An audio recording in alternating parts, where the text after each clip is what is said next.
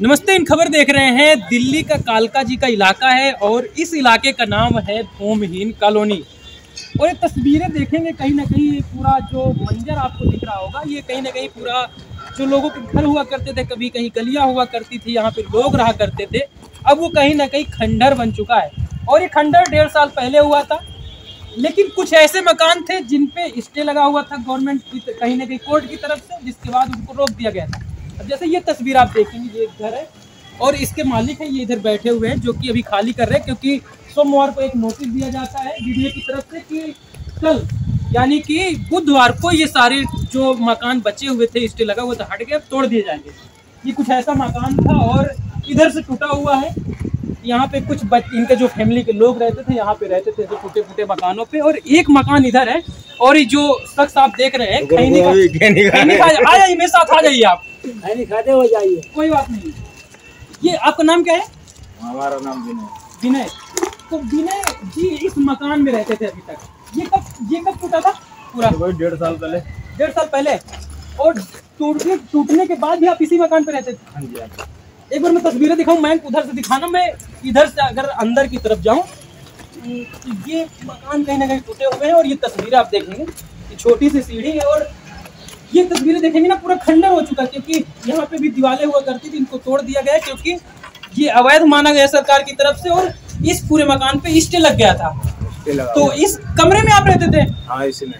तो ये एक छोटा सा कमरा है, मैं किचन है शायद, नहीं कमरा है ये इतना ही बड़ा ये कमरा है। मैं एक बार आप अगर ऊपर की तरफ आ सके और यहाँ से अंदर का नजारा दिखा सके, तो इस तरह के जो मकान है, ये शायद आपके यहाँ शायद बाथरूम हो सकता है, किचन हो सकती है, इतनी छोटी। लेकिन ऐसे मकानों में विनय अपने परिवार के साथ रहते थे। ये अंदर की तरफ तस्वीर अगर दिखा सके आप, ये आप देखेंगे, एक छोटा सा कमरा है जो आपके यहाँ शायद बाथरूम हो सकता है या किचन का एक दृश्य हो सकता है। लेकिन विनय जी के लिए एक आश्रय था जहां पर वो घर में रहते थे।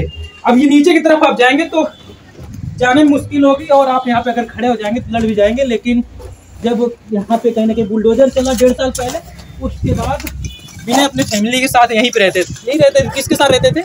अपने बच्चों के साथ रहते थे। वो जब ऐसा कर दिया तो फिर उसके बाद किराए पे रहना। अब तो ये भी नहीं रहा आपके पास?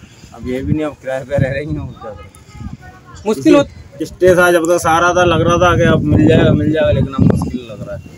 जब जिसके पास कुछ नहीं होता तो एक छोटा सा मकान, ये भी कहीं ना कहीं आपको एक सहारा देता है। जैसे बोल रहे हैं एक सहारा था। इधर से पीछे की तरफ से तस्वीरें दिखाएं आप, यहाँ से आप अंदाजा लगा सकते हैं कि इनका कमरा कितना बड़ा रहा होगा। अगर मैं दोनों हाथों पे ऐसे फैला लूँगा तो हाथ भी 6 फीट बता रहे 6 फीट, ये 6 फीट का है। और इनकी लंबाई से आप अंदाजा लगा सकते हैं कि किस प्रकार से यहाँ पे ये लोग रहते थे। कुछ मकान इधर भी है जो बचे हुए थोड़ा बहुत, ये स्टे लगा हुआ था। इधर पूरा खंडर बना दिया है। जिनके मकानों पे स्टे लगा था वो लोग किसी न किसी तरह रहते थे। और अब आप इमेजिन करिए कि यहाँ पे जो बच्चे रहते थे, रात में अगर उठें और ये मंजर देखें, कितना डरावना हो सकता है। विनय जी, आप यहाँ पे कब से रह रहे थे, अगर चलते हुए बात करें? 2001 से ही रह रहा था। 2001 से? मम्मी पापा तो आपके पहले? मम्मी पापा शुरू से, लेकिन मैं ये जब से अपना होश संभाला था तब से यहीं पे था।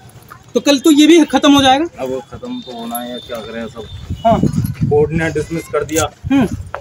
जब तक कोर्ट ने डिसमिस नहीं किया था, जब तक उम्मीद लग रही थी कुछ मिल जाएगा, लेकिन अब मुश्किल लग रहा है। अब मुश्किल लग रहा है। एक शख्स यहाँ पे भी है जिनका ये मैं मकान दिखा रहा था, ये भी बैठे। क्या नाम है सर आपका? मेरा नाम है भाईजान फिरोज। आप कब से रह रहे थे यहाँ पे?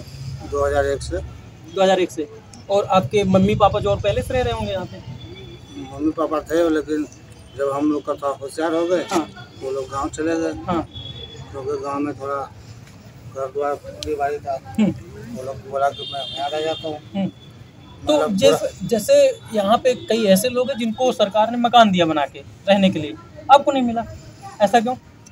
एक वोट के बीच में कर दिया। कैसे वोट के लिए? मतलब वो 2014 में पापा मेरा डेथ कर गया। हाँ, उनकी मृत्यु हो गई। तो मुझे राताराती गांव जाना पड़ा। ठीक है। आज सुबह वोट हो रहा था। तो जो मुझे पैदा किया पहले मैंने उसे करना देना जो नहीं, जिम्मेदारी मेरी वो है पहले। तो बड़ा लड़का मैं था, मैंने जाता तो उनका मट्टी कैसे होगा।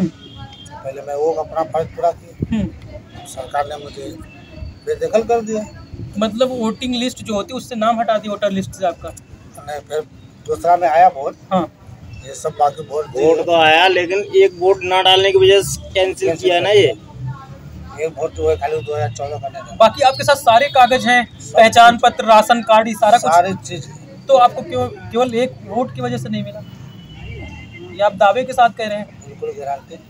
मेरे बच्चे तो यहाँ पे देखो 2 12 पास कर गया, एक 12 पास करके कॉलेज गया।